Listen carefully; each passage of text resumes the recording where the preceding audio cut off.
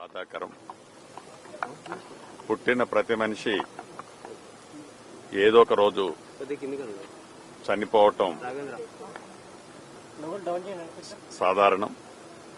కానీ ఆ పుట్టిన ప్రతి మనిషి తను బ్రతుకున్నప్పుడు ఏం చేశాడు అన్నది ఈ సమాజం ప్రతిదీ గమనిస్తూ ఉంటుంది. పెద్దలు రామోజీరావు గారు ఒక సామాన్య రైతు కుటుంబంలో పుట్టి అంచెలంచెలుగా ఒక పత్రికా రంగానికే కాదు, ఒక సినిమా రంగానికే కాదు, ఒక వ్యవసాయ రైతన్నలకు అండగా, మహిళలకు అండగా, నీటి పొదుపు విషయంలో అండగా,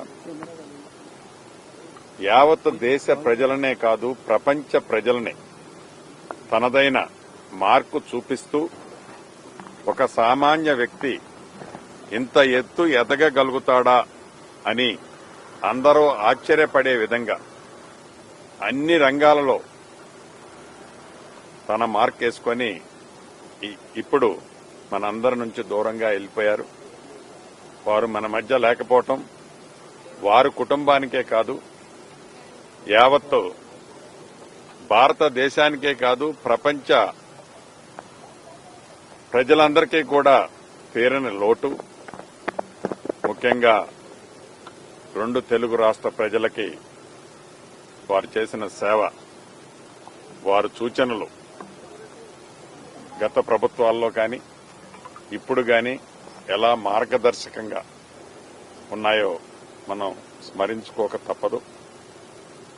వారి కుటుంబానికి ప్రగాఢ సానుభూతిని తెలుపుతూ అంత మహానుభావుడు మన మధ్య లేకపోవటం వారి కుటుంబానికి కాదు మనందరికీ లోటని మనస్ఫూర్తిగా తెలియజేసుకుంటున్నాను. సార్, మీతో ఎలాంటి అనుబంధం ఉండేది?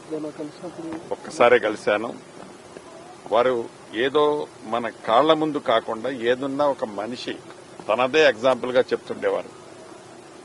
తను వ్యవసాయ కుటుంబం నుంచి వచ్చిన దగ్గర నుంచి ఎలా కష్టపడి, ఎలా విలువలకి విశ్వసనీయతలకి ఎలా ఉండాలి అనేది తను మాట్లాడిన కపుల్ ఆఫ్ మినిట్స్ లో వారి సూచనలు ఇప్పటికే నాకు గుర్తున్నాయి. తప్పకుండా అధికారులతో మాట్లాడుతున్నారు ముఖ్యమంత్రి గారు. క్లారిటీ